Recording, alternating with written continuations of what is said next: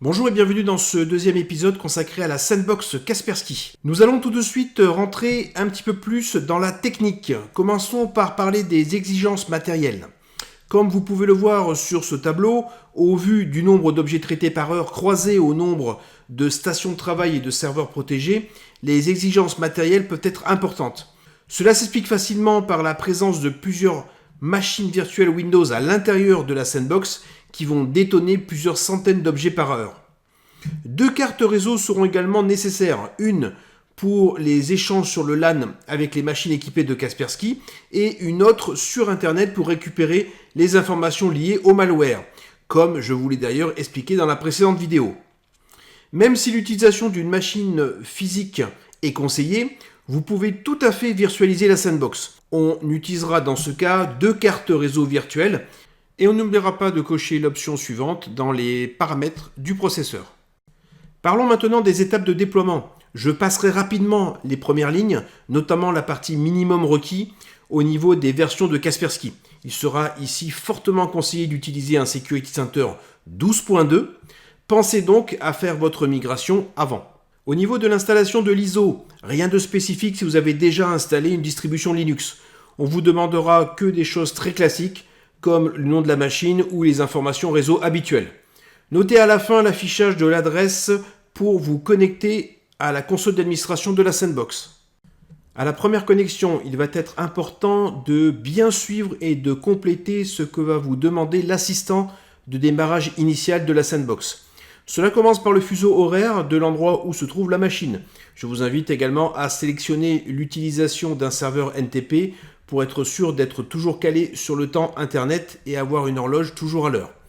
Les étapes suivantes consisteront à ajouter la licence, puis à préciser l'adresse IP du serveur DNS utilisé. Enfin, on indiquera également l'adresse IP du Security Center 12.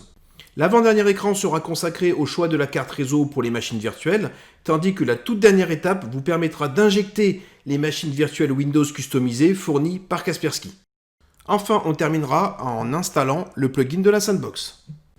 Côté migration de vos endpoints, l'important est bien sûr d'installer le nouveau composant appelé Kaspersky Endpoint Agent.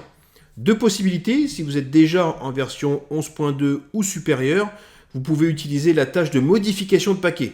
Si vous êtes en version 10, dans ce cas, vous devez migrer dans la dernière version en utilisant une tâche de déploiement classique. Même principe avec Kaspersky Security pour Windows Server qui ici devra être en version 11. J'en ai déjà parlé dans la vidéo consacrée à l'EDR Optimum, n'hésitez donc pas à la consulter, elle s'affiche en haut à droite de votre écran. Dernière étape, nous allons configurer la connexion entre le nouveau composant Kaspersky Endpoint Agent et la Sandbox. Pour ce faire, direction la section Certificat SSL pour cliquer sur le bouton Téléchargement et récupérer ainsi le fichier adéquat. Il ne nous reste plus qu'à rentrer ce fichier dans les propriétés de la stratégie Endpoint Agent dans la section Intégration à la Sandbox. Vous pouvez le faire au choix dans la console MMC ou dans la console web. N'oubliez pas d'appliquer tout ça avec les petits cadenas. On n'oubliera pas bien sûr d'activer la case suivante et de rajouter l'adresse IP de là où les Sandbox. Vérifiez bien ensuite que la stratégie se propage au niveau des postes de travail et des serveurs. Il ne nous reste plus qu'à faire quelques vérifications. Pour cela, vous pouvez vous rendre sur une des machines protégées et utiliser la ligne de commande suivante. Comme on peut le voir ici, tout est activé, tout fonctionne correctement. Au passage, vous pouvez également vous rendre dans le journal des événements pour vérifier la présence de l'événement lié à l'activation de la stratégie Endpoint Agent. Enfin, au niveau des services, vous pouvez constater l'ajout de 2 services complémentaires. Voilà, si je remets la checklist du début à l'écran, on peut constater que nous avons vu toutes les étapes. Dans le prochain et dernier épisode consacré à la Sandbox, nous verrons les actions possibles de rémédiation automatisée.